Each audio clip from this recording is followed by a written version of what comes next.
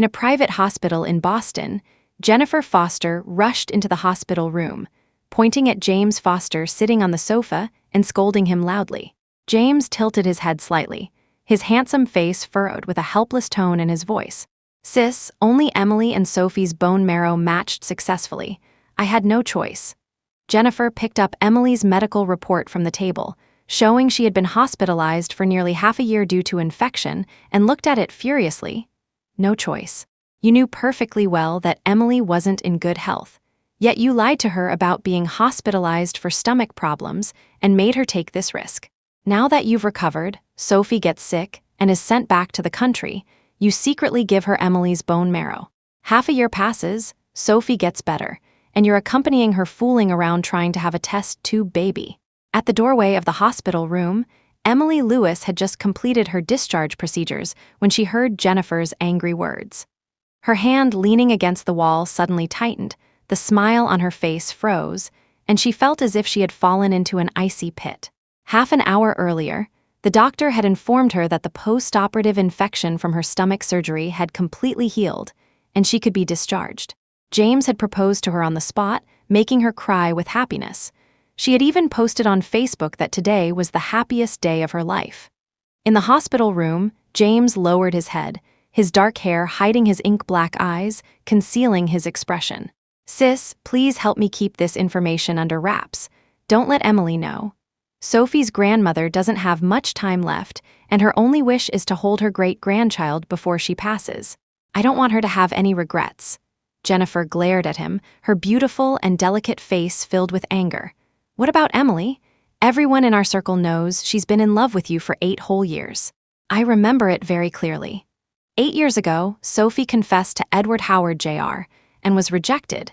You wanted to get revenge for Sophie, so you deliberately approached Emily to flirt with her, making Edward, who liked Emily, miserable.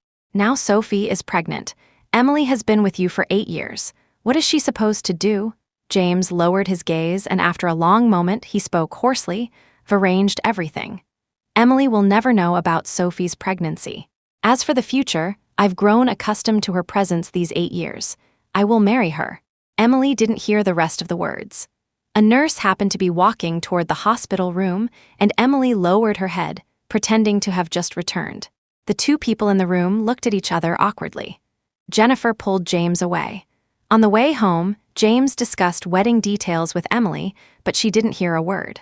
She looked at the receding skyscrapers outside the window, feeling a chill throughout her body. She first met James when she was 15, at a gathering of her parents and business partners. That fleeting glance, the young man's cold and dignified demeanor, remained in her mind ever since. At 16, she participated in a car race under the alias Silent, saved James's life, and began her long period of secret love. At 20, Edward Howard Jr. pursued her, and that same year, James attended a gathering of her friends and added her on WhatsApp that night. She stayed up all night, ecstatic. That same year, she learned that James had a childhood friend, Sophie Quinn. But Sophie was naturally free-spirited, had over a dozen boyfriends, and didn't like James. At 21, James confessed to her, and she agreed to be with him. At 22, James had a car racing accident and was rushed to the hospital. The next day, doctors announced that James was disabled. That year, the disabled James seemed to become a different person, his temperament gloomy and irritable. Out of love for him, she refused to go abroad with her parents to settle down, choosing instead to stay in the country to take care of him. At 27, James's legs healed, and old Mr. Foster announced to the public that he would take control of the Foster family, and the young man was suddenly successful. That same year, she unexpectedly fainted at home. When she woke up, the doctor told her she had stomach disease and needed to be hospitalized for surgery. Thinking about it carefully now, what she had thought was a heaven-sent sweet relationship had been full of lies from the beginning. Half a year ago, when she had so much blood drawn at the hospital, James said it was for tests. In reality, he was tricking her into donating bone marrow to Sophie. The Bentley slowly drove into the residential area. At midnight, James's phone rang. Emily glanced at the caller ID, adorable Sophie. James declined the call, his slender fingers lightly touching the screen. Not long after, he got up and hurriedly left. Emily walked to the window. In the endless night, the Bentley gradually drove away. Emily called her mother. "Mom, I've made up my mind. I agree to the arranged marriage with the Lawrence family. 7 days from now, I'll sign the marriage certificate with him as soon as I land at the airport." Mrs. Lewis probably guessed what her daughter had experienced. She comforted her with a few words and patiently analyzed. "Are you sure? Emily, the Lewis family isn't what it used to be, and this arranged marriage isn't a game. The Lawrence family and the Foster family, though thousands of miles apart, have been enemies for generations. Fire and water don't mix." On the other end of the phone, Emily's eyes lowered. 6 years ago, the Lewis family moved their company abroad due to business expansion and settled there permanently. But shortly after moving abroad, the Lewis family encountered an economic crisis. And the Lawrence family, also abroad, repeatedly expressed interest in an arranged marriage with the Lewis family. However, her parents, knowing she liked James, never thought of sacrificing her marriage to support the company. Now, she didn't want to have any contact with James ever again, and marrying into the Lawrence family seemed the best choice. Emily didn't sleep all night. The next morning, James hadn't returned, only sending a message. "Emily, there's a problem at the company. I'll be away on business for 3 days." She didn't reply and booked a flight to Country A in 7 days. She began packing her belongings. She had been living with James for several years and had quite a few things. With the Lewis family in poor financial condition, she put items she could sell up for sale online. In the evening, she received a message notification from a stranger on her social media. "Hi Tilda Emily Tilda." Emily clicked on it. The profile picture was a pregnancy test report showing a positive result, and the username was Sophie and Happiness. Sophie had created this new private account. She didn't dare publicize her pregnancy widely, and Emily was the only friend she had added. A minute later, Sophie shared a recently posted TikTok video with her, showing photos of James accompanying her to a prenatal checkup. With the caption, "Hee, gentle, caring, super rich perfect daddy-to-be, oh Tilda." Emily saw through her little scheme, liked the post and commented, "Got my bone marrow, recovered, and now you're here to taunt me. Sophie Quinn, how does that blood money taste?" The next day, Emily went to say goodbye to her close friends one by one, and on her way gave her luxury items to interested buyers. On her way home, she received a second TikTok video shared by Sophie. Again, it was several photos, this time of James accompanying her to shop for maternity clothes. Pink and white, each maternity outfit looked very pretty. Emily looked at the previous video. Sophie had replied to her comment, her tone quite arrogant. "It's not like I begged you to donate bone marrow to me. James was worried about me and forced me to accept it." Emily sneered and replied with a simple. On the third day, Emily sold all the gifts she had given to James over the years, those dozen shirts, shoes, and watches. Sophie posted another TikTok video. This time it was James booking an expensive maternity center for her. She arrogantly captioned it, "Can't help it, who told me I was born lucky?" In the afternoon, James finally returned. He looked at the somewhat empty bedroom and the mysteriously appearing pink suitcase, his thick eyebrows furrowed. "Why is the house so empty? Those shirts you gave me are gone, and why did you suddenly buy a suitcase?" Emily's eyes lowered, and she casually found an excuse. "Those shirts were outdated, so I threw them out. I was thinking about traveling, but then changed my mind." James thought she was upset because he hadn't accompanied her for 3 days and took out a pre-prepared limited edition Lamborghini supercar purchase contract. "I've been busy with work these days. I ordered a supercar for you. I'll accompany you to pick it up." Emily looked down at the purchase contract. Unlike other women, she didn't love bags, but she did love sports cars. This Lamborghini supercar was one she had recently set her eyes on. James had it custom-made in black and pink, her favorite color combination. Even the seats featured her favorite cartoon character, Doraemon. Over these 8 years, James had remembered all her likes very clearly. If she hadn't overheard his conversation with Jennifer at the hospital door, she would probably be very touched right now. "Thank you." Emily put the purchase contract aside. James frowned and leaned over, pinching her fair face. "Still angry? There's a party tonight. I'll take you to clear your mind." Emily was about to refuse, but James had already taken her hand and gone downstairs. The Bentley had just been driving for a short while when James's phone rang. It was adorable Sophie calling. Emily couldn't hear clearly what was said, but vaguely heard a sentence, "James, sob sob, come save me." James's handsome face tensed. He tapped the screen and somehow found Sophie's real-time location on an app, quickly turning the car around. "We won't go to the party now. Sophie has been kidnapped. I need to rush to save her." James drove extremely fast, running through more than a dozen red lights. 20 minutes later, James confirmed that Sophie was in the black car ahead. He narrowed his eyes and slammed the accelerator. Bang! The rear of the black car instantly collapsed. At the same time, the passenger side of the Bentley was violently struck by another accomplice who had kidnapped Sophie. Emily couldn't dodge, and her head was immediately hit, drawing blood.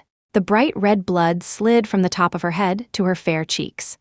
The heavy pain in her head felt like thousands of needles piercing her heart, so painful that she couldn't speak for a long time. Despite the serious collision on the passenger side, James didn't give Emily a single glance. He kept his eyes fixed on Sophie in the black car. After ramming it 3 times, the black car was forced to stop, and the people inside quickly escaped into their accomplice's car. James opened the door, picked up Sophie from the back seat, his dark eyes showing anxiety for the first time. "Are you frightened? Are you hurt anywhere?" Sophie curled up in James's arms, turning her head to reveal her slapped red face, crying tears like a pear blossom in the rain. "It's my father's business enemy. They just slapped me once, it's not a big deal." Her appearance made James's heart wrench in pain, and he roared, "What do you mean it's not a big deal? All these years, even when you were abroad, you've always been pampered and indulged by me. When have you ever experienced something like this? And the baby, what if something happened to the baby?" James carried Sophie and placed her in the back seat of the Bentley. He took only 5 minutes to drive to the hospital, and after getting out, he carried Sophie to the emergency room. Throughout this entire time, he never noticed that Emily in the passenger seat had red eyes, and the blood on her head was so profuse it was frightening. Emily watched the 2 figures leave. She tilted her head back to prevent tears from flowing, enduring the pain as she pushed open the car door and shakily walked toward the hospital entrance. The evening rain fell, and Emily didn't even use her hand to shield herself from the rain, allowing the rainwater to soak her wound. The triage nurse at the hospital gasped when she saw Emily, urgently treating her wound and taking her for an examination. An hour later, Emily weakly completed her examination and finally had time to pick up her phone. The screen displayed more than a dozen missed calls, all from James. She didn't hesitate and turned off her phone. Thinking she would need an IV until late at night, Emily asked the nurse to book a hospital room. In her hazy state, she recalled past events. Since James became disabled, she had attended business dinners in his place. Once at a dinner table, 2 CEOs got into a dispute and flipped the table on the spot. All the dishes on the table instantly shattered on the ground, and the shattered ceramic bounced off her wrist. When James found out, he rushed over, immediately had his assistant terminate business dealings with the 2 companies, and anxiously took her to the hospital to clean the wound.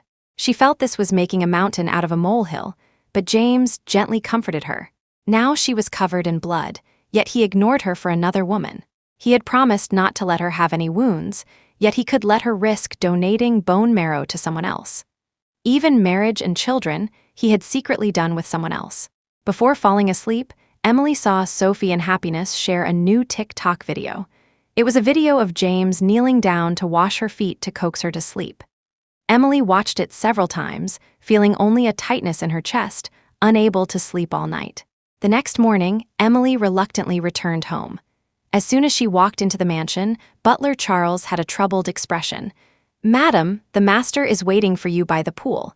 He's not in a good mood." Emily walked toward the pool, seeing from a distance that James was comforting Sophie. Sophie was softly sobbing, crying in a way that made people's hearts ache. When James saw Emily finally return, the anger on his face could no longer be hidden, a chill emanating from him. "Was it you who deliberately revealed Sophie's whereabouts to her father's enemies?" Emily paused in her steps. She looked at Sophie on the sofa. The young woman tilted her head and glanced at her sideways, her red lips curving into a proud smile. Emily instantly understood and rubbed her brow in frustration. "I don't even know who her father's enemies are. How could I have revealed her whereabouts?" James's expression was grim as he pulled out a stack of photos and threw them in front of Emily. "Then how do you explain these photos of you contacting the enemies of Mr. Quinn?" Emily looked down at the photos on the table, her fair face turning cold. These were photos of her selling second-hand luxury goods to buyers in a coffee shop a few days ago. No wonder that man was so quick to agree and didn't haggle with her, only requiring they meet at a coffee shop. Seeing Emily not speaking, James took it as an admission, his handsome face turning frighteningly dark. "I've always treated Sophie just like a sister, and she's truly a kind person. And you've been with me for 8 years. You should know very well how I've treated you during these 8 years. Moreover, I just proposed to you a few days ago. For you to hurt and trouble her like this, is that appropriate?" Emily listened to his words, her heart feeling as if it was being pricked by needles.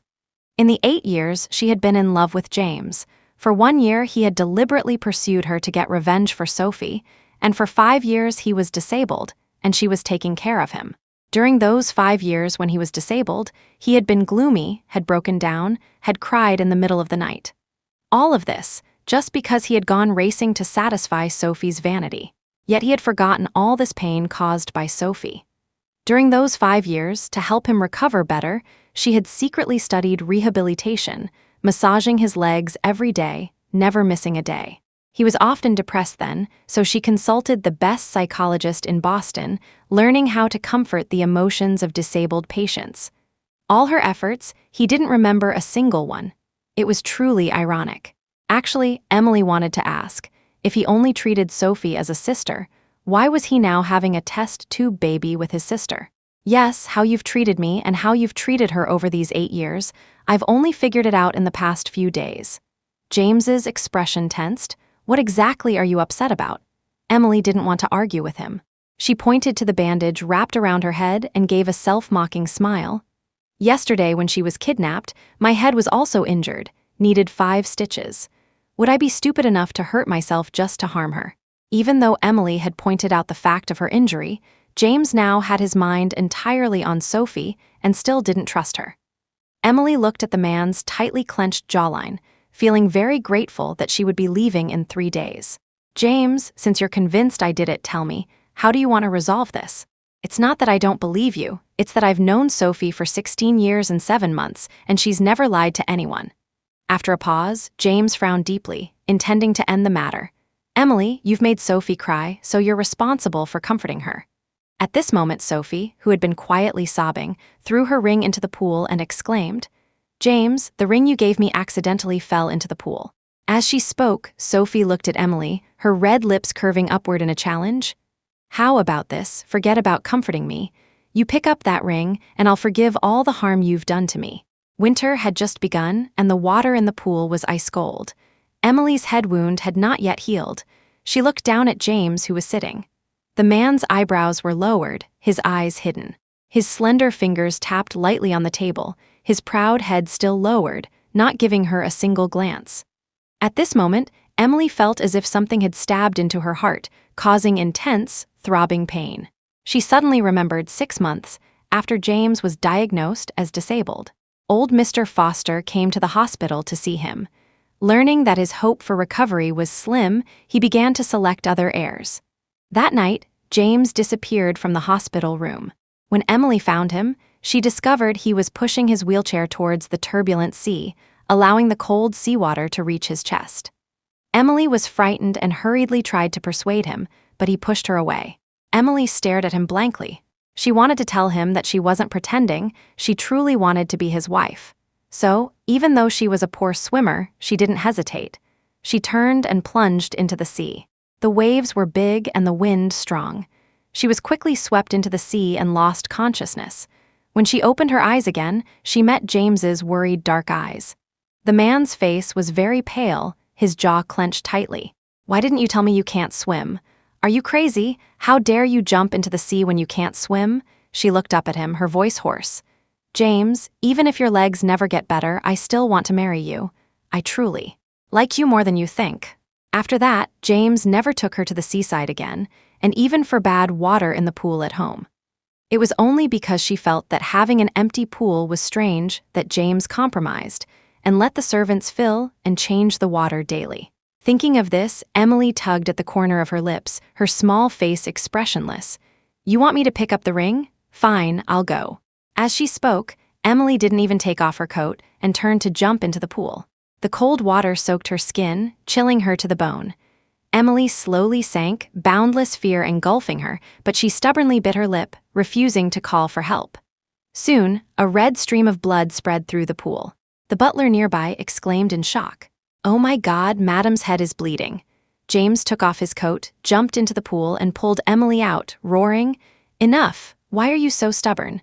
Couldn't you have just turned around and walked away? Emily raised her head, looking at the diamond ring at the bottom of the pool, coldly saying, Didn't you ask me to comfort her? Like this, your precious Sophie should be very satisfied, right? James frowned, his refined, handsome face now dark and frightening. I've told you so many times, I truly only see Sophie as a sister. The Quinn family isn't doing poorly in Boston either. If outsiders knew what you've done, what then? How could we handle the public opinion? I'm asking you to comfort her, to make her feel better. Aren't all these things I'm doing for your own good? James's tone was deep and sincere, as if everything was for her sake. But listening to him, Emily couldn't help but laugh bitterly. He talked about how public opinion was hard to suppress. Back then, the prestigious foster heir becoming disabled due to racing for Sophie, wasn't that also forcefully suppressed? Sophie's outrageous behavior, campus bullying, the Quinn family's poor reputation, haven't they all lived smoothly all these years relying on James's support? Even their test tube baby affair, hadn't he kept it a secret?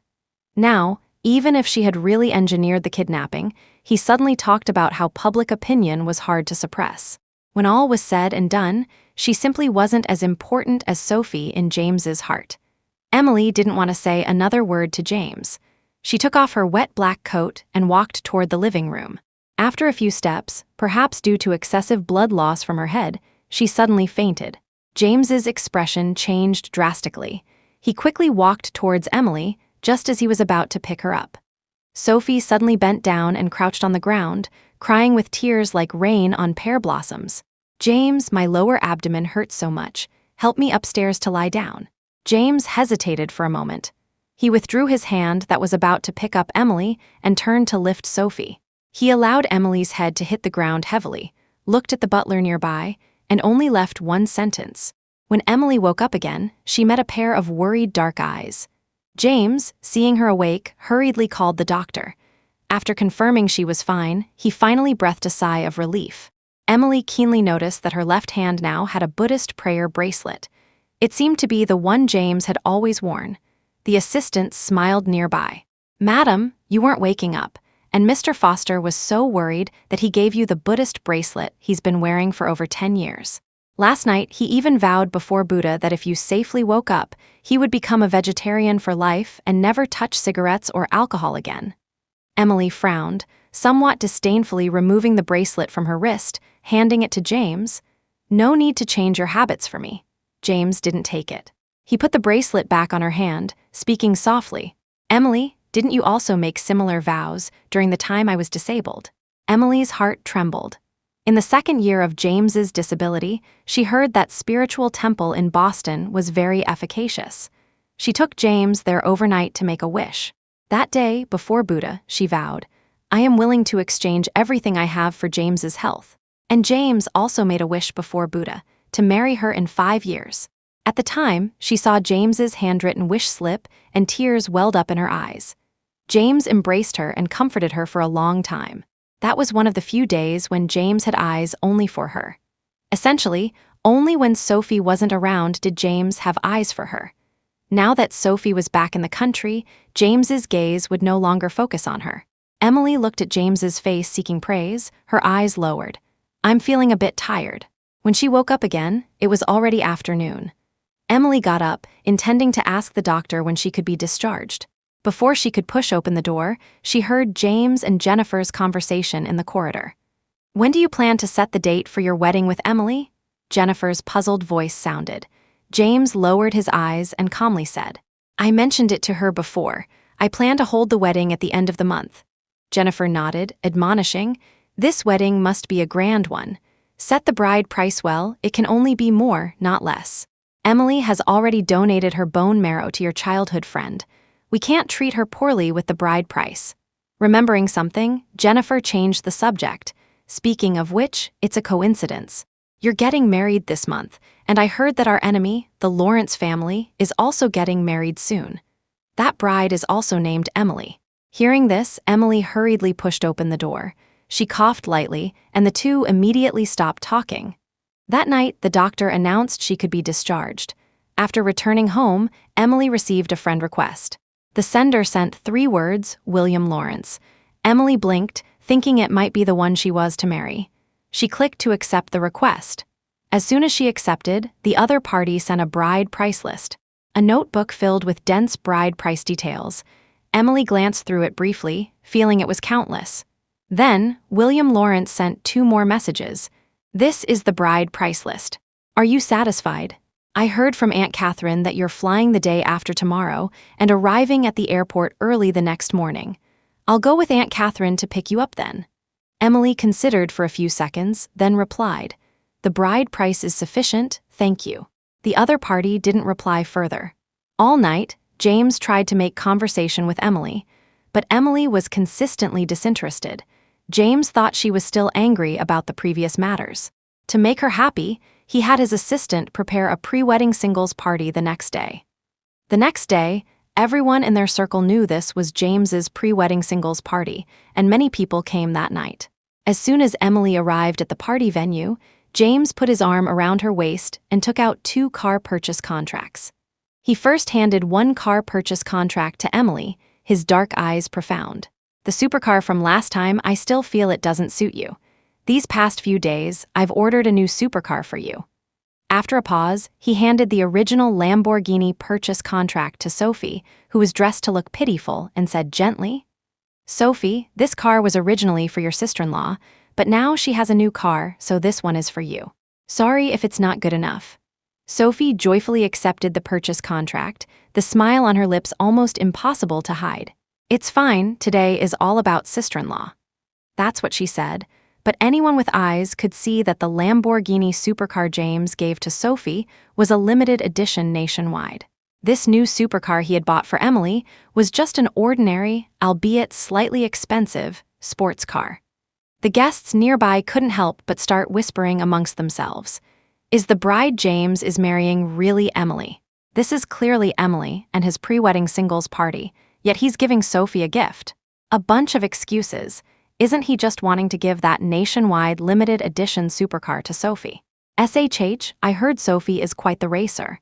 I have inside information that she's the famous racer, Silent. James initially liked her because Silent saved his life on the racing track.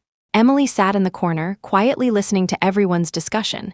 She frowned slightly. Silent? Isn't that her? Before Emily could think further, many people analyzed the situation and walked over to Sophie with wine glasses, showering her with compliments. "Sophie, James is really good to you, giving such an expensive supercar just like that. That white dress looks so good on you, making you look like a real princess. I heard you're amazing at racing, truly versatile, perfect for James." More and more people went to compliment Sophie, all forgetting that today's main character was Emily. Until an hour later, the atmosphere began to liven up, people started singing, playing games.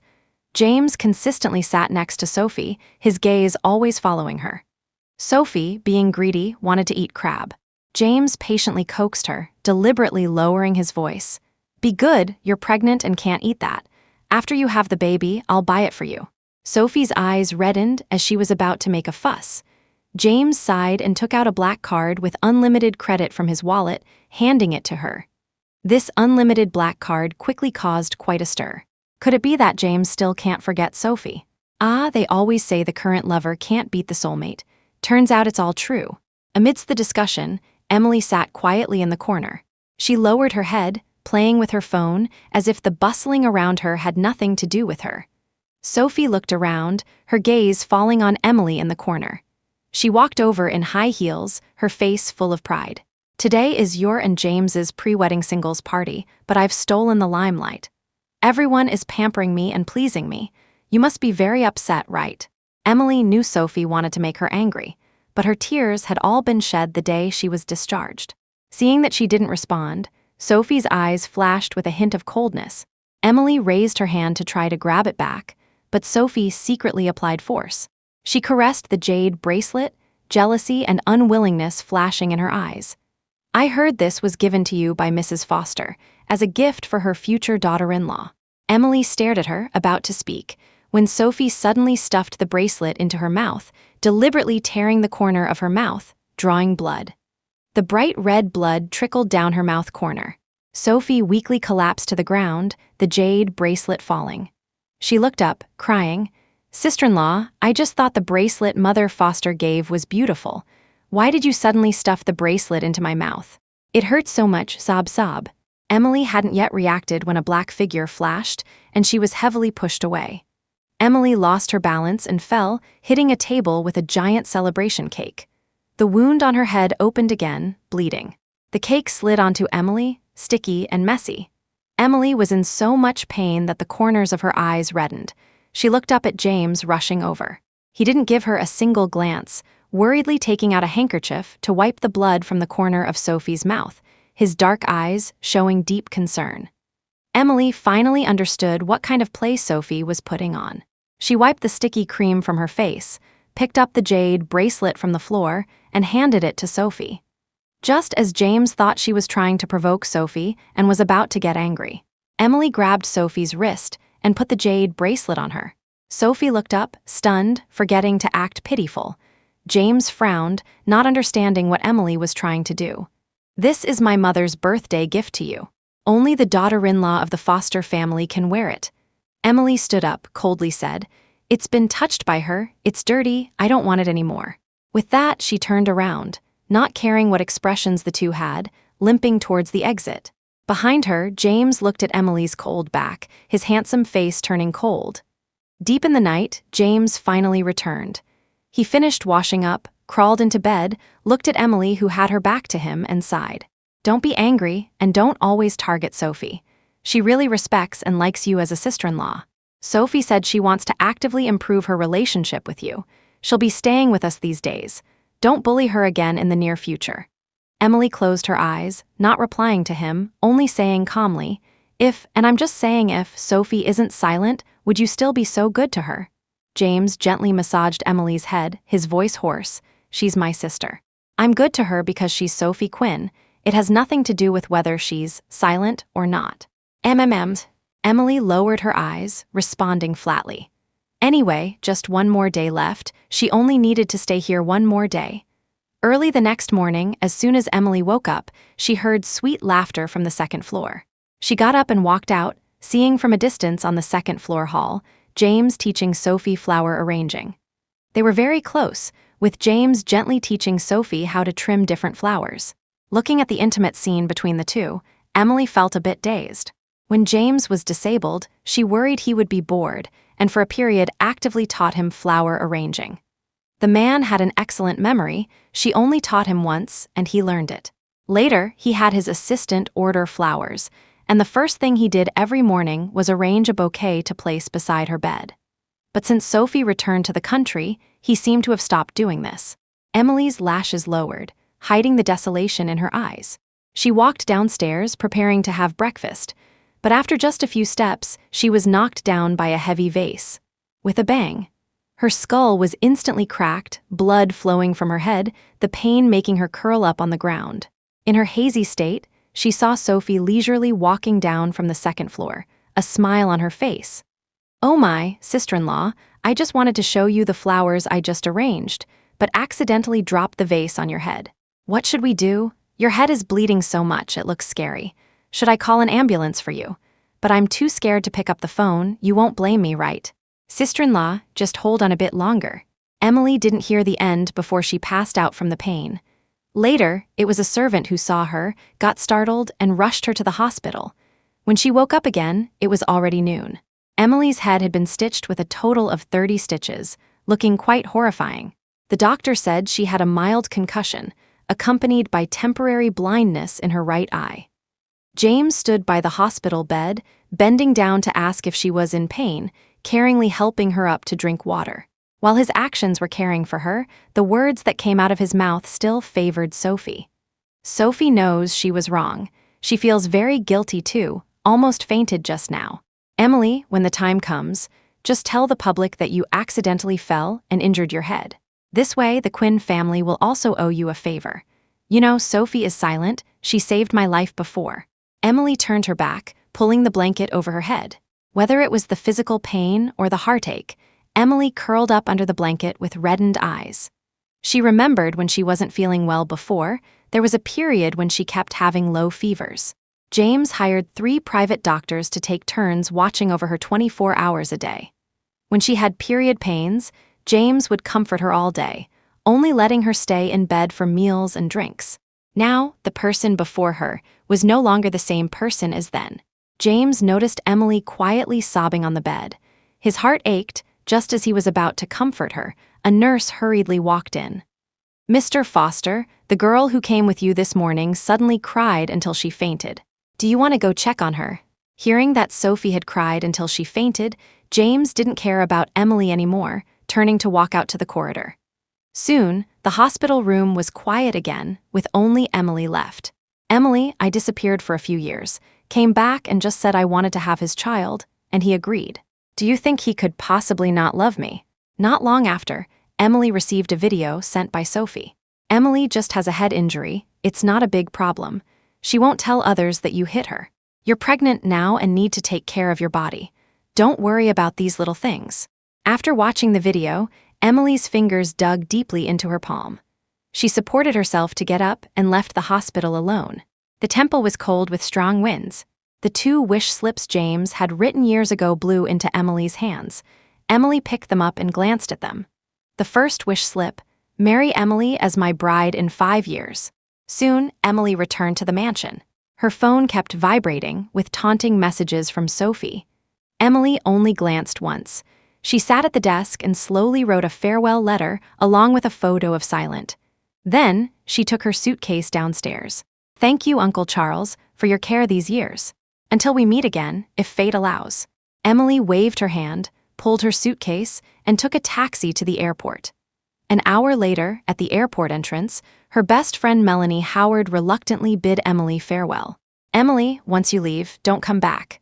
You be good abroad, and never ever deal with that scumbag James again." Emily, with red eyes, hugged Melanie. She looked at the city of Boston and slightly raised her chin. "Goodbye, Boston. Never see you again, James." The next day, James spent the entire day in Sophie's hospital room, comforting her through examinations, comforting her to take medicine. Even though Emily's hospital room was just 1 floor below, he didn't go to see her once. In the evening, Sophie insisted on being discharged. James took Sophie back to the mansion and patiently coaxed her to sleep. The butler saw him finally come downstairs, handed him the gray gift box, and stammered, "Madam came back yesterday and asked me to give you this." James took the gray gift box, his expression not good. "She's been discharged? Didn't I tell her to stay in the hospital to recover? Why come home? Don't tell me she's throwing another tantrum. Didn't I tell her? Sophie and I are innocent, I just see her as a sister." The gray gift box was opened. The engagement ring appeared before James, momentarily stunning him. The butler quietly reminded him. James tugged at his tie, an inexplicable restlessness rising in his heart as he walked upstairs to the study. There was indeed a letter on the desk. The words "farewell letter" entered James's eyes, giving him a bad premonition. After reading it word for word, his mind exploded with a wave of unprecedented panic. It's over. That day when Jennifer was talking to him in the hospital, Emily had heard it all. The carefully woven lies were exposed. James was at a loss, wanting to call Emily, when his peripheral vision caught a photo on the desk. The young woman in the photo was wearing a red racing suit, sitting casually in a race car. She took off her mask, her right hand making a peace sign, laughing freely at the camera. "Wait," Silent's face. So, Emily was the one who saved his life on the track, the Silent he always wanted to repay? Impossible. James dialed Emily's number with trembling hands. The receiver quickly transmitted a cold voice. "The number you have dialed has been deactivated." James wouldn't give up, sending a message to Emily's WhatsApp. Emily's WhatsApp account also showed as deactivated. He tried everything to contact Emily, but it was all in vain. James had no choice but to call Emily's best friend Melanie. After being hung up on 3 times, the call finally connected. On the other end of the phone, Melanie was sitting in the living room watching TV. "Huh?" Melanie gave a cold laugh, mockingly said. "James, don't tell me you're only finding out now that Emily is silent?" James frowned. "She never told me these things." Melanie was almost amused by anger. "All these years, all your attention has been on Sophie. When have you truly cared about Emily?" James looked at the disconnected call, his dark eyes full of panic. 12 years ago, Sophie had voluntarily confessed to him, claiming she was the silent he was looking for. When Sophie described the details of how she saved him on the track that day, plus the fact that they had known each other since childhood, he naturally believed her. And from when he met Emily, though he knew Emily loved sports cars, he had never noticed that Emily raced. Without Emily's constant care, he might not have made it to this day. At the time, Emily gave him a sly smile, including this time, "I've saved your life twice." He wanted to ask more, but Sophie's call came in, interrupting his train of thought. Just thinking that he had been deceived for 12 whole years, James was almost bursting with anger. He took large strides to the guest room next door, waking the sleeping Sophie. In Sophie's drowsy gaze, James slapped the photo of silent on Sophie's face, his large hand gripping her delicate neck.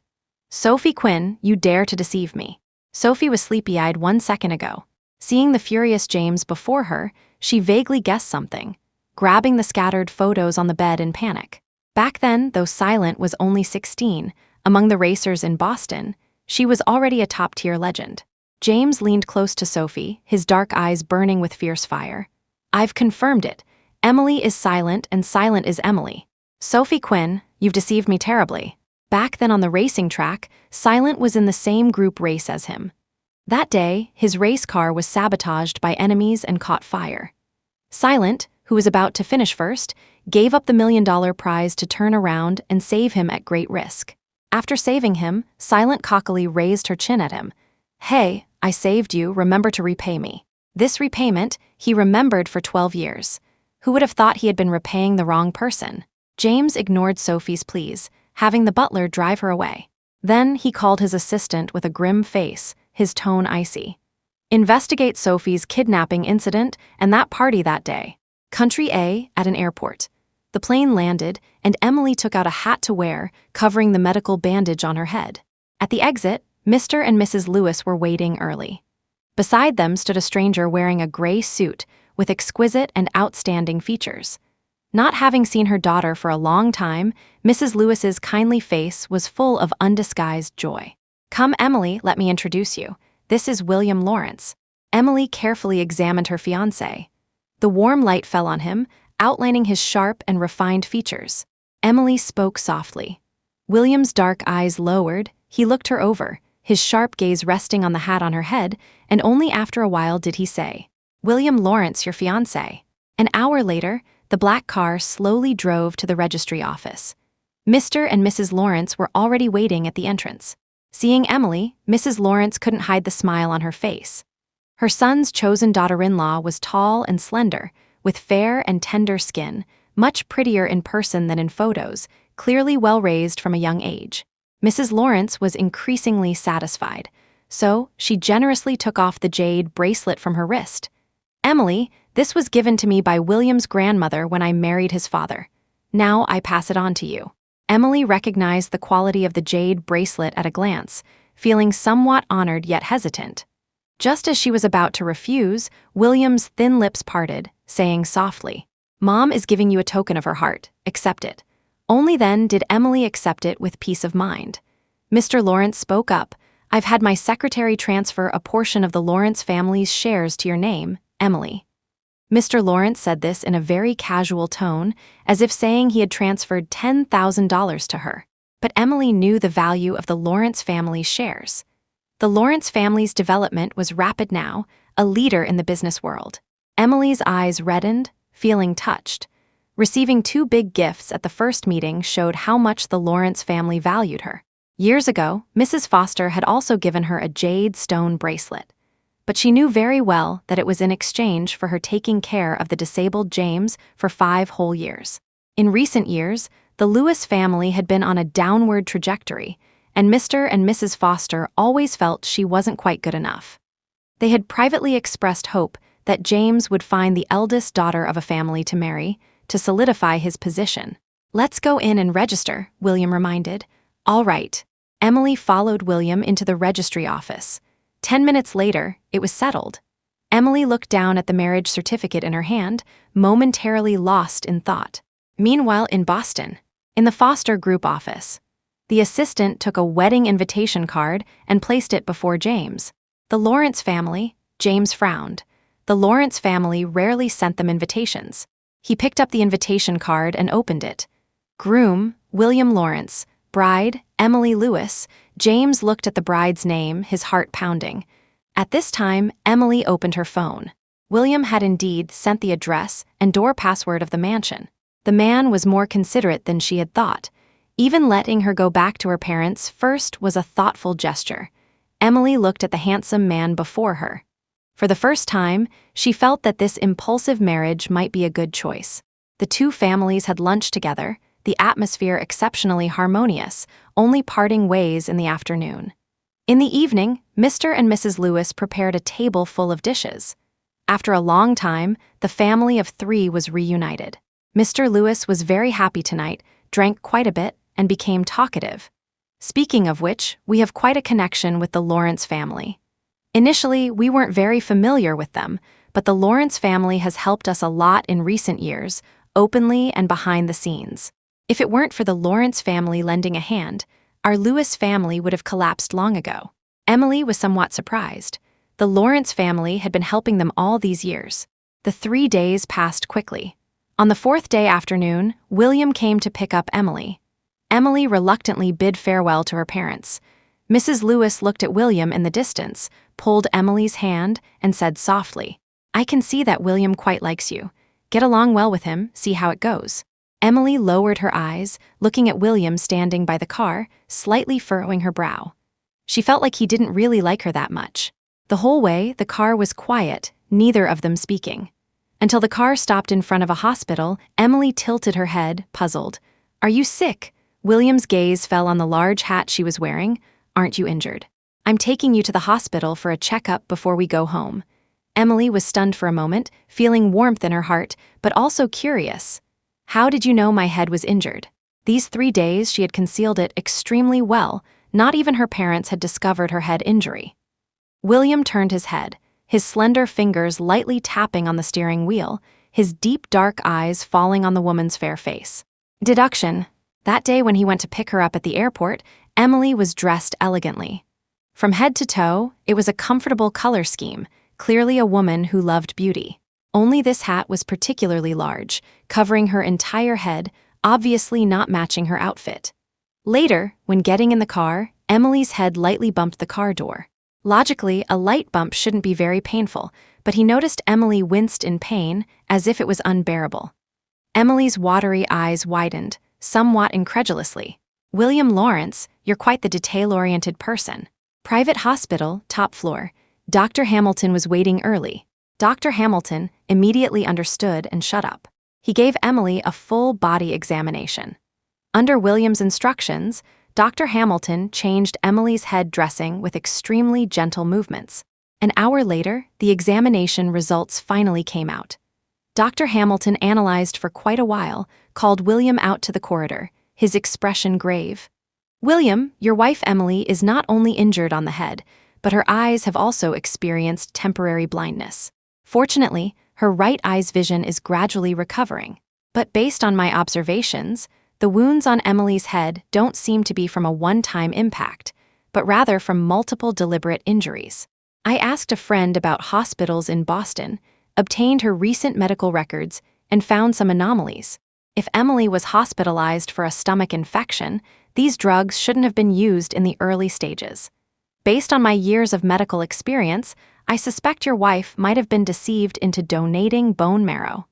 A wave of anger rose from his chest. William took out his phone and sternly ordered, "Find out what Emily has experienced in Boston recently." The next morning, William received a call from his assistant. "Lawrence, all the information regarding Madam's experiences in Boston has been compiled into a document and sent to you." In the study, William looked at the document, his handsome face turning cold. The Lawrence family and the Foster family had been enemies for generations. As a younger generation, he never involved himself in the grudges of the elders. But now that it had hurt his wife Emily, it was a different matter. Meanwhile, in Boston, Sophie was forced to move back to the Quinn house. She sent messages to James multiple times, tearfully begging for his forgiveness, but James never replied once. James's force was strong. Sophie lost her balance and fell heavily to the ground. Everyone around was from the same circle, and some girls who had previously been looked down upon by her all lowered their heads, covering their mouths and laughing. Sophie had never suffered such humiliation. She got up, stomping her foot in frustration as she left. The next morning, James held the investigation report his assistant had prepared, reading it back and forth. His handsome face was extremely grim, his anger making his eyes bulge. Sophie was not only not silent, but this woman also had very malicious thoughts. After receiving Emily's bone marrow, not only was she not grateful, but she repeatedly harmed and framed Emily. He couldn't imagine how Emily had endured this period. If it were him, he would have gone crazy long ago. James's eyes were fierce, the killing aura emanating from him particularly dangerous. After a long time, he finally calmed down and slowly picked up the phone on the table. He clicked on Sophie's chat page, his face grim as he typed, "I'm at the mansion, come over now." Sophie replied almost instantly, her tone revealing happiness. "James, you've forgiven me." James didn't look at his phone again. He had the servants fill the pool with water, then add boxes of ice. Half an hour later, Sophie happily walked into the mansion. She had clearly dressed up carefully, wearing a pure little white dress with pure and seductive makeup. She knew very well that this look of hers, presented to James, was absolutely killer. Sophie was about to walk to James when he caressed his wine glass, slightly raising his chin. Two bodyguards nearby walked to Sophie, holding her shoulders on both sides. "Miss Quinn, Mr. Foster asks us to take you to the poolside." Sophie's shoulders were held painfully. When had she ever been treated like this by James's subordinates? She coldly scolded, "Let go of me. What are you trying to do? I'm your future mistress." The two bodyguards remained expressionless. They brought Sophie to the poolside, mercilessly pushing her head into the water. Sophie's carefully applied makeup was instantly ruined, the icy pool water choking her nose, chilling her to the bone. She drank 3 mouthfuls of pool water, her mind actually clearing up. James was still angry with her. "James, didn't you already calm down and call me over? Last time I already said, I wanted to explain to you that I'm not silent as soon as I return to the country, but Emily kept bullying me these days. I was so angry I forgot to tell you about this." Sophie cried with a trembling voice, as if she was wronged to the extreme. James expressionlessly put his wine glass on the table. He walked to Sophie, slightly raising his hand. The bodyguards immediately understood, pulling Sophie up. Sophie raised her head in disarray, just as she happily thought James had softened his heart. The man's voice was cold to the extreme, each word and sentence jumping on Sophie's heart. Sophie trembled with fear, so scared that she forgot to struggle. No, impossible. How could James know all the things she had done? But no. Even if he knew, so what? She still had his child in her belly. James would punish her at most, but wouldn't do anything serious to her. Sophie thought of this, suddenly regaining her confidence. When James withdrew his foot, Sophie hugged his leg, crying so hard her whole body trembled. "James, it's all because I love you too much. It's all because I love you, want to have a beautiful future with you. That's why I did those things. I'm not bad by nature, sob, sob, sob." James raised his foot again, using the tip of his shoe to lift Sophie's chin, his dark eyes full of disgust. "The one thing you shouldn't have done was to taunt and hurt Emily after receiving her donated bone marrow. Sophie Quinn, a woman like you who is rotten to the core, I feel sick just looking at you." After a pause, he used his shoe tip to kick Sophie's face, his handsome face full of coldness. "Didn't you like making people pick things up? Last time you threw that ring and it still hasn't been picked up. You go pick it up now." Sophie looked at him in despair, the water from her hair dripping down her face onto the ground. At this moment, she was extremely miserable. "Ha," James almost laughed with anger, his tone full of coldness. "Old times. If you hadn't pretended to be silent back then, do you think I would have given you a second glance? Sophie Quinn, you've ruined my life, ruined my image in Emily's heart. Do you think I would easily forgive you?" The two bodyguards held Sophie, directly throwing her into the pool. Sophie could swim, but the water in the pool was too cold. Before long, she was shivering, her whole body trembling. She swam to the edge of the pool, her hand just touching the pool wall, when James raised his foot, cruelly stepping on her fingers. Sophie's face turned pale with pain. She screamed for mercy, eventually unable to bear the pain and falling back into the pool. Soon, the clear pool water showed a bright red color. James dangerously narrowed his eyes, the anger in his heart only slightly dissipating. "Emily, did you see? I've already avenged you, come back soon." Half an hour later, Sophie was sent to the hospital by the bodyguards. She wanted to resist and struggle, but James had already arranged with doctors that, no matter what, the child must be aborted today. The anesthesia entered her body, and Sophie quickly lost consciousness. When she woke up again, she was lying on the cold hospital bed, her stomach already empty. Sophie cried until her eyes were red. She vented in the hospital room, madly starting to smash things: pillows, cups, shoes. The nurse, seeing she couldn't stop her, had to call James. "Mr. Foster, if you don't come, the hospital room will be torn apart." Sophie originally thought James wouldn't come, but unexpectedly, James quickly appeared in the hospital room. Seeing the messy room and the pale-faced Sophie, he coldly said, "I have 2 more accounts to settle with you. I originally wanted to wait until your body recovered before slowly settling scores. Now it seems your physical condition is quite strong." The man said this in a very flat tone, but Sophie's eyes showed a trace of fear. She cowered on the hospital bed, fearfully looking at the man before her, completely lacking the craziness from 10 minutes ago. I haven't recovered well yet." James slowly walked to the bedside, raised Sophie's chin, and said in a deep voice, "Last time at the party, didn't you deliberately tear your mouth corner, falsely accusing Emily of stuffing the jade bracelet into your mouth? Oh right, you also hit her head with a flower vase." James finished speaking, clapping his hands lightly. 2 bodyguards carried in a huge box. When opened, inside were 10 vases and half a box of jade bracelets. Sophie guessed her upcoming situation, her face turning pale, trembling in fear. The next second, she crawled off the bed, kneeling before James, repeatedly kowtowing. "I was wrong, I was truly wrong. I'll publicly apologize to Emily, I'll kneel down to apologize, okay? James, considering I just had an abortion, let me go." James finished speaking, looking at the 2 bodyguards nearby. One bodyguard quickly tied Sophie's hands, while the other grabbed a handful of jade bracelets, directly stuffing them into Sophie's mouth. Sophie struggled desperately, but the bodyguard continued to stuff. Until 2 minutes later, Sophie's mouth corners were completely torn. Drip, drip, blood trickled down her chin, dropping onto the ground. Sophie was in so much pain her eyes turned red, tears streaming down. In the past, if Sophie had even a slight discomfort, James would be distressed. Now James sat on the sofa, coldly watching her suffer. "All right, let's settle the next account. Time to throw vases." Fearing the height wasn't enough, James had the bodyguards take Sophie back to the mansion. The box of vases was taken to the 2nd floor of the mansion, with only Sophie alone in the 1st floor hall. The bodyguard picked up a vase, throwing it down heavily. The vase quickly fell on Sophie's head. Bang! Heart-wrenching screams echoed throughout the mansion.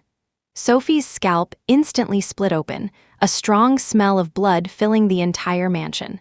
The bodyguard remained expressionless, throwing down vases one after another.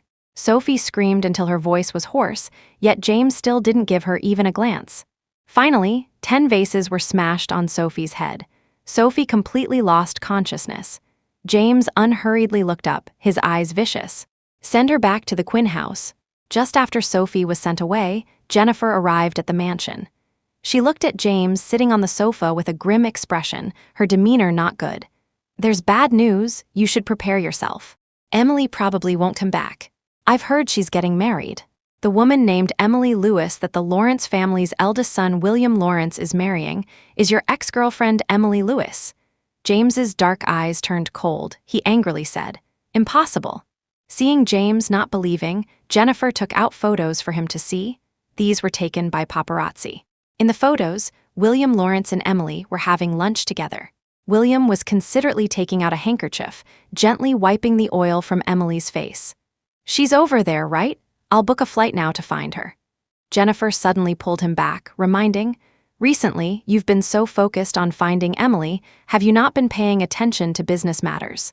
The Lawrence family outbid us for that batch of goods at the dock, probably as a warning to you." James lowered his head slightly, his handsome face full of pain. After a long while, he hoarsely said, "Sis, without her, I'll go crazy." Jennifer sighed, not trying to persuade him anymore. Meanwhile, Emily began taking over the Lewis family business. In the first few days after taking over, Emily was busy from morning till night, unable to keep up. But thankfully, she was quite intelligent, and with William's guidance, she quickly got into the rhythm. Emily sorted through the Lewis family's business dealings over the past few years, quickly discovering clues. Several projects that dragged down the Lewis family were related to subsidiary companies of the Foster family branches. As Emily was analyzing them one by one, William happened to walk into the office with a lunchbox. Seeing Emily's pale face, William frowned, concerned. "What's wrong? You look so pale." Emily pointed to the several contracts on the desk, directly. "Can't understand why James's uncles and some of his relatives would want to harm our Lewis family." William picked up the contracts, going through them one by one, his expression turning slightly grim. "The Foster family has always liked internal fighting. They probably thought you would marry James, so they took this measure to bring down the Lewis family." After a pause, he continued, "By rights, with the Lewis family doing poorly these years, James should have known, but he doesn't seem to have paid attention to the Lewis family." Sophie gave a self-mocking laugh. James's attention these years had been entirely on Sophie. Even when Sophie went abroad, he punctually sent money. How could he have any other thoughts to care about the Lewis family's situation? However, this also proves my parents' decision wasn't wrong.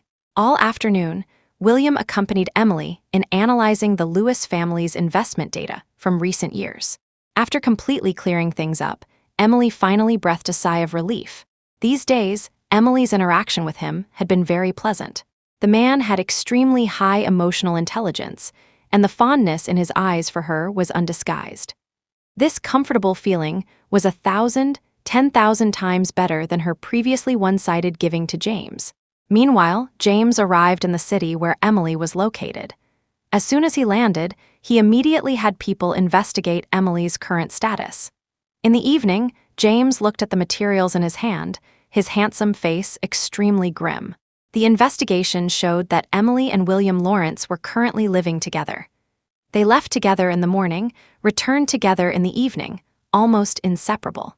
James read the materials several times, suddenly throwing them onto the table. Fortunately, there was no mention of them being married. He still had a chance. Come to think of it, it had only been a few days. Emily wouldn't be that impulsive. Immediately, James made a deal with the CEO of Morgan Corporation.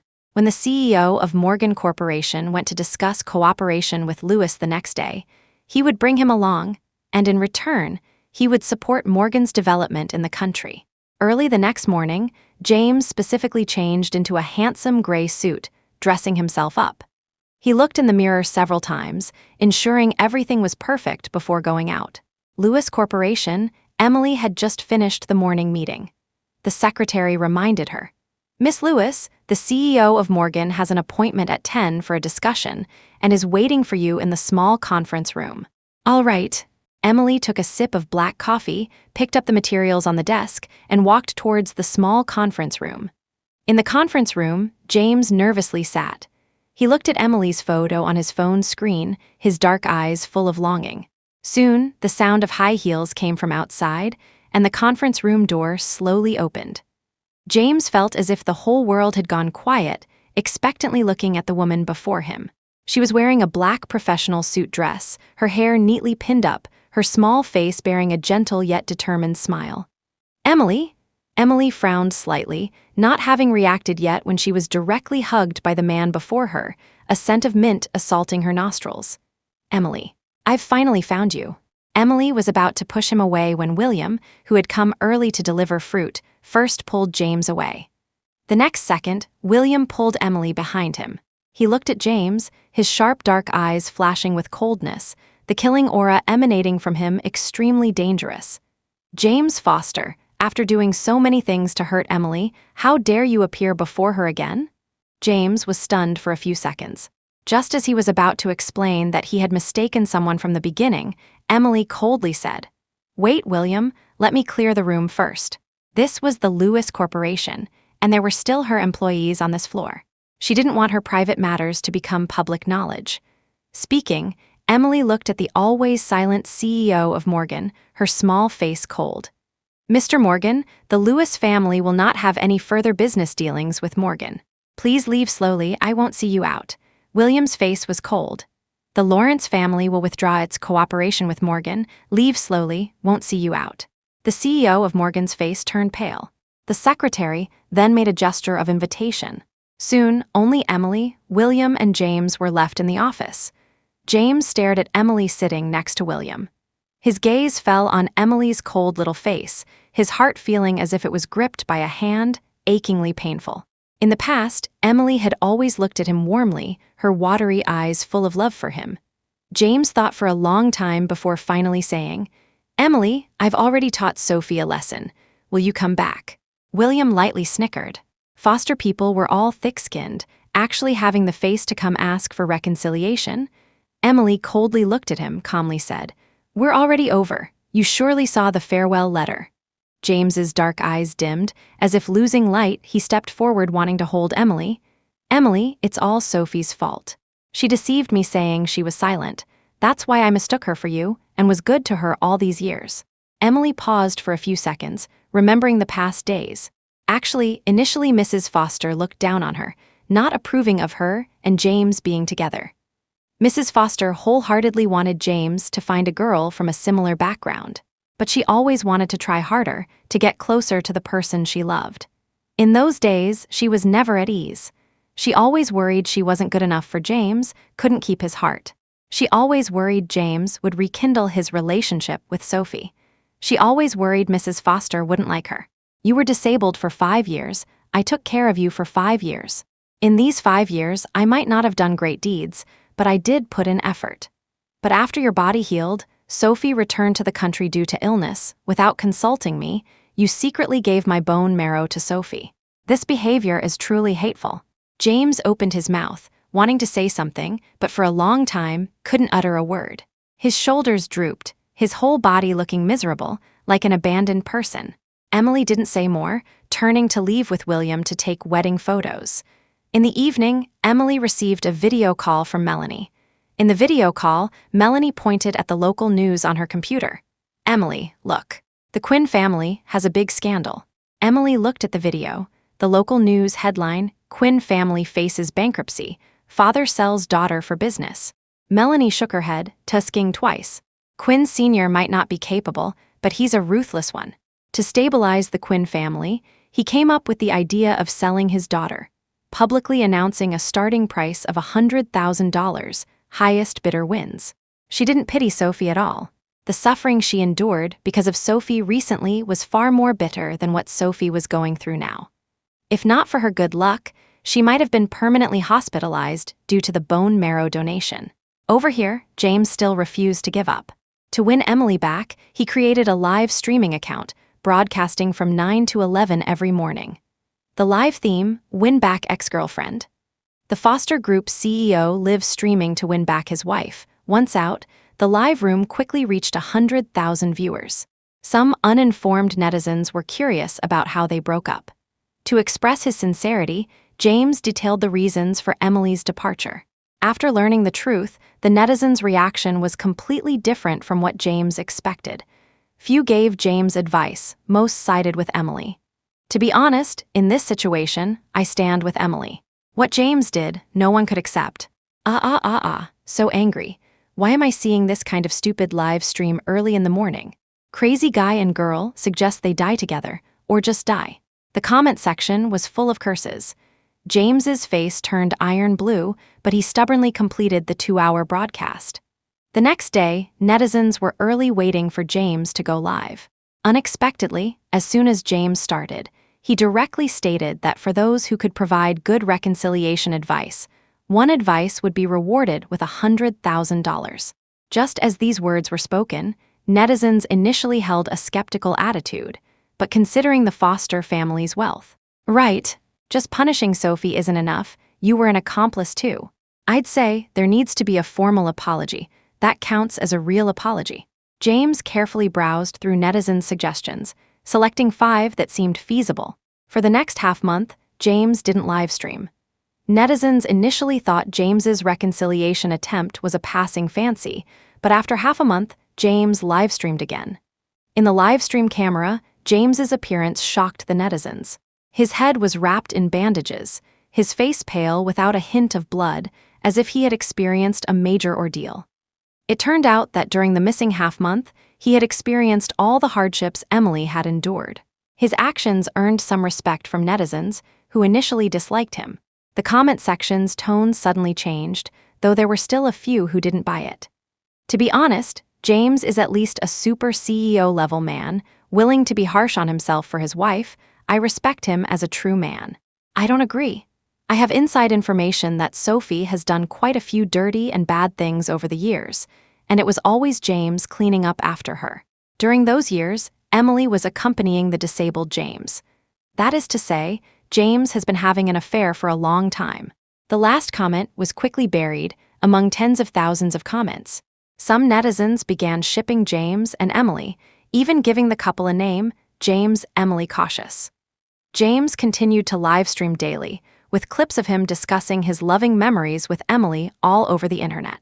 And all of this, Emily saw. She hadn't expected James to use public opinion to force her to reconcile, so she created a new social media account. That day, she posted an official announcement. The photo was of her and William's marriage certificate. The caption was, "This wedding photo announcement quickly shot to the top of the trending topics." James was still live-streaming when he saw the comment section going crazy. Emily and William Lawrence have announced their marriage. Wait, isn't William Lawrence famously aloof with women, a lone wolf?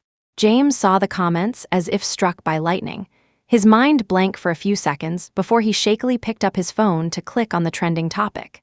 The moment he saw the two's marriage certificate, it was as if he had been doused with cold water, his entire being as cold as an ice cellar. In the evening, these words reached William's ears. Previously, he knew Emily no longer had feelings for James, so he allowed him to make a fool of himself online. But James saying he would wait for her to divorce, that night, William decided to declare war on the Foster family publicly. Lawrence announced that any company that proactively terminated contracts with James could negotiate terms to sign with Lawrence. James also began to secretly compete, drastically undercutting prices in some businesses that opposed Lawrence. The two men's actions instantly made people in the circle curious. Many families began to speculate behind the scenes. I heard it's all for a woman, now the two families are at each other's throats. The matter of the two major families feuding became known far and wide, and soon old Mr. Foster found out. He was so angry he left the nursing home, taking a private jet directly to James's office in Country A. At this time, James was on the phone, competing with William for a company's cooperation. This company wasn't large, but the two men were just trying to outdo each other. Old Mr. Foster walked into the office, took his cane, and struck James. Absurd, making such a fuss over a woman. The last shred of dignity between the Lawrence and Foster families, all torn apart by you. Old Mr. Foster was so angry his chest heaved, almost unable to catch his breath. His health had been poor since last year, and this year he had moved into a nursing home, gradually handing over power to the younger generation. Especially James, as his most beloved grandson, had been given high hopes, with the most power in his hands. In these years, even during James's disability period, his achievements were something his peers could never match in a lifetime. Yesterday, hearing about what James had been doing lately, he almost fainted with anger. Bang! Old Mr. Foster's cloudy eyes narrowed sharply, another cane strike landing on James. He had been in a high position for a long time, usually quiet and taciturn, rarely speaking so much. Kneel down. Our Foster family and the Lawrence family, due to ancestral reasons, are century-old enemies, that's true. You bullying the Lewis girl like this, making it known to everyone. Where do I put my old face? These days, to compete with William, James had been sleeping less than 2 hours a day. Several consecutive cane strikes made him dizzy and weak-kneed, almost fainting on the spot. James ignored the pain, walking to old Mr. Foster, kneeling down to plead. "Grandfather, can you help me arrange a meeting with Emily? She's soft-hearted, she'll definitely come if you invite her." Old Mr. Foster looked at his usually proud grandson kneeling before him for the first time, his cloudy eyes showing a complex. "The prerequisite for me to arrange a meeting with Emily is to strip you of your position as the Foster family heir. Would you be willing?" James didn't hesitate at all, nodding. "I'm willing." Old Mr. Foster took a deep breath, in James's expectant gaze, nodding. "All right." James kowtowed 3 times, just as he stood up. Perhaps due to continuous lack of sleep and being beaten, he suddenly fainted. James had strong physical health in the past. How could he faint after a few cane strikes? Old Mr. Foster eventually felt sorry for him. He waved his hand, instructing the butler to urgently send James to the hospital. After James fainted, he felt like he had a dream. In the dream, he went back to 5 years ago, Emily accompanying him to make a wish at Spiritual Temple. James suddenly hugged Emily, who was writing a wish slip, urgently saying, "Emily, I'll take you to register right now. We'll have the wedding tomorrow, okay? I don't want to marry you, you'll betray me. I'm now wishing that we'll never meet again in this life." James's tall figure suddenly shook. He grabbed her hand, red-eyed, pleading, "I won't betray you, I've already changed." He wanted to reach out to hug Emily, but she stepped back, giving him a cold laugh, then turned into a wisp of smoke and disappeared. James cried in great sorrow. This was the first time he truly felt the heart-wrenching pain. After a long time, he slowly opened his eyes, the pungent smell of disinfectant assaulting him. Old Mr. Foster gave him a look, his voice raspy. "I called Emily, she said she can meet you, but the prerequisite is that she brings William Lawrence along. However, she doesn't have time these days, only at noon 3 days later." After a pause, old Mr. Foster narrowed his cloudy eyes, exuding an imposing aura without showing anger. "Are you sure you want to see her? If you agree, I'll announce the revocation of your heir position now. James, you're emotionally unfaithful, unable to let go, not a good candidate for being an heir." This was the second time old Mr. Foster asked. That night, old Mr. Foster publicly announced that James was no longer the Foster family heir. When Emily learned of this news, she was having dinner with William. Melanie called. "Emily, heard the news?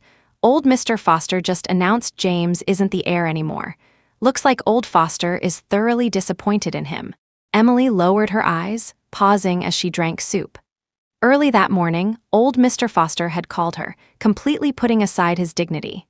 He first apologized to her for James's behavior, then sincerely hoped to arrange a meeting to let James completely give up. Emily was very clear that with the current state of affairs between the Foster and Lawrence families, if she didn't step forward, the relationship between the two families might continue to deteriorate. So she agreed to meet James once, on the condition of bringing William. Emily slightly lowered her eyes, saying softly, "I heard that in his youth, old Mr. Foster single-handedly turned the then-declining Foster family from loss to profit. Naturally, he has his skills in judging people." The other end of the phone, Melanie was very much in agreement. "There's more gossip. Sophie's father recently sold Sophie for $700,000 to a nouveau rich in his 50s, with a beer belly and yellow teeth. Sophie was forced to register with the nouveau rich.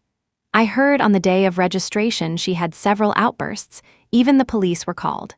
Netizens even captured photos of her crying in front of the registry office, and I must say, she cried quite beautifully, really pitiful." Before Emily could speak, William, sitting beside her, gave her a piece of braised chicken wing, his thin lips curving. Those who seem pitiful must have done something hateful. She might cry pitifully now, but she'll have more to cry about in the future. The meeting was scheduled for 3 days later. James wasn't idle. To show his determination to win her back, James had a lawyer draw up a contract to transfer all his properties and luxury cars to her name. All Emily needed was to sign, and all his assets would be transferred to her. Then he learned about Emily's preferences, secretly doing his homework. After completing all this, it was already the 3rd day. James got up early to dress, following old Mr. Foster to the appointment. In a 5-star hotel, in a private room, James eagerly watched the door, holding a Bugatti purchase contract in his hand. The waiter opened the door, and 2 tall figures walked in. Emily and William were holding hands, both dressed in subtle matching gray outfits, emanating happiness. After Emily sat down, she nodded slightly to old Mr. Foster. James looked at Emily's cold face. His heart felt as if it was gripped by something, painful to the point he couldn't breathe. Since when had she stopped smiling at him? James took out the transfer contract and a handwritten page about Emily's preferences, his voice hoarse. "Emily, look, I've truly reformed. I'm sincerely asking for your reconciliation. Can you believe me one last time?" Emily glanced at the handwritten paper in James's hand, took it, and quickly tore it up, coldly looking at James. "This paper is now torn. Can you restore it to its original state?" James clenched his hand, trembling as he spoke. "Everyone makes mistakes. Can't you give me one chance to reform?" She appeared gentle on the outside, her nature often easy to compromise. But once she made a decision, she wouldn't change it. Even if, supposing she hadn't met William after leaving James, she would have chosen to be alone. James's face grew increasingly pale. Emily continued, "Let's truly never see each other again." After speaking, Emily no longer looked at James's expression, her gaze falling on the silent old Mr. Foster. "Grandfather Foster, I've said what I needed to say. William won't take actions targeting Foster anymore, and I also ask Grandfather Foster to remember what you promised me." That day, when old Mr. Foster called her, asking her to meet James once, she actually had two requests. One was to bring William along. The other was hoping old Mr. Foster would keep James in check, not letting him harass her again. Old Mr. Foster's cloudy eyes lowered, regret showing in them. He had lived most of his life, and was usually very good at judging people. If Emily had married James, and James had secured his position as heir, the Foster family would surely have risen further. Unfortunately, James didn't have that fate. Emily looked at the red envelope before her, her eyes reddening. During her 8 years of dating James, apart from Jennifer, old Mr. Foster was one of the few elders in the Foster family who truly accepted her from the heart. Emily accepted the red envelope, neither haughty nor humble. Old Mr. Foster nodded, ultimately unable to hold back a sigh. Outside the private room, Emily hadn't walked far when James came out from the room. He looked at Emily's back, calling loudly, "Emily, can we have one last hug?" Emily frowned, about to coldly refuse. In the corridor, a figure suddenly rushed out. Sophie, seeing Emily, her face distorted, she took large strides forward, suddenly throwing concentrated sulfuric acid towards Emily's face. William severely frowned, wanting to run over to shield Emily, but he had just been discussing the bill with the waiter and was somewhat distant. James, seeing this, took a big stride, using his body to shield Emily. The concentrated sulfuric acid instantly splashed on James's back and head, rapidly corroding his skin. Bone-deep pain assaulted him. Even the usually stoic James couldn't help but scream in agony. Emily was stunned for a few seconds. She walked to Sophie, slapping her face hard. "Sophie Quinn, have you gone mad? You actually use concentrated sulfuric acid on people. If not for James shielding her, she would be the one disfigured now." Sophie covered her swollen red face. She resentfully looked at the injured James, her voice slightly trembling. The ambulance quickly arrived. Before James was put into the ambulance, he looked at Emily with red eyes, his voice weak. "Emily, after this, can you forgive me?" Sophie, seeing James bleeding all over, was about to speak when James heavily fainted. 3 days later, Emily received news that James's condition wasn't good. At the time, to protect Emily, the back of James's head was covered in concentrated sulfuric acid. He was sent to the hospital with a severe infection and was now still in ICU being rescued. As Emily had guessed, old Mr. Foster didn't let Sophie off. He hired top lawyers, taking Sophie to court. And Emily specifically returned to Boston once. She had the maid testify as a witness regarding Sophie deliberately throwing a vase to hurt her and took her to court. Sophie was eventually sentenced to 30 years in prison. After such events, Emily wasn't in the mood to prepare for the wedding, and William, understanding her, publicly announced the postponement of the wedding. A few days later, Emily received a call from old Mr. Foster. On the other end of the phone, old Mr. Foster's aged voice carried a slight tremor. Emily's mind went blank for a few seconds, staring at William nearby. William saw her helplessness, pulling her into his arms, comforting. "Go see him. No matter what he did before, he saved your life this time. You seeing him this once won't leave you with regrets in the future." On the way, Emily looked out the window, her mind a complete mess. She no longer loved James, previously even somewhat hated him. But this time he had saved her. Private hospital in the ward. Emily looked at James on the bed, the entire person like withered wood, his face as pale as paper, without a hint of blood. Even his breathing was very weak. Seeing Emily, James suddenly smiled, the first time he had smiled in days. He beckoned Emily over, patting her hand, his tone extremely weak. "Emily, don't cry. I'm truly sorry, I was wrong before, and I'm sincerely apologizing to you now." Emily left the room in tears. William stood in the corridor, hugging the trembling her. "Don't blame yourself, the fault isn't yours." That night, the Foster family issued an obituary announcing James's death. 3 days later, it was James's funeral. Emily went with William. In the crowd, the two in black attire. Emily looked at James's coffin, red-eyed, saying, "After you reincarnate, find a better girl. James, I wish you happiness in your next life." Half a year later, Emily and William held their wedding.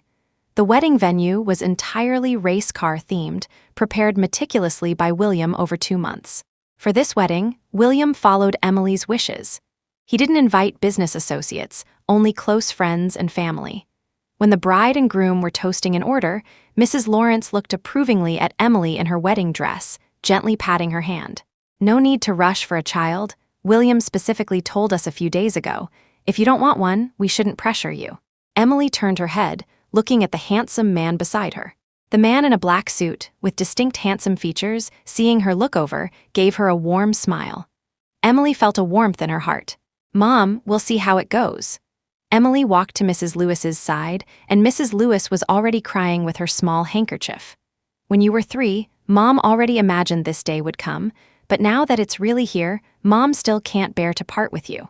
The usually calm and composed Mr. Lewis also had reddened eyes. Emily looked at her parents, somewhat amused. William was very considerate, choosing a marital home very close to her home, just a 10-minute drive away. Helplessly, she could only say, "I'll come stay at home for a few days every month." That day, the news of the Lewis and Lawrence families holding a wedding instantly topped the trends. Netizens all sent their blessings on social media. "Sob, sob, sob, I heard Mr. Lawrence was Emily's childhood crush. So envious. Mr. Lawrence is so warm and attentive.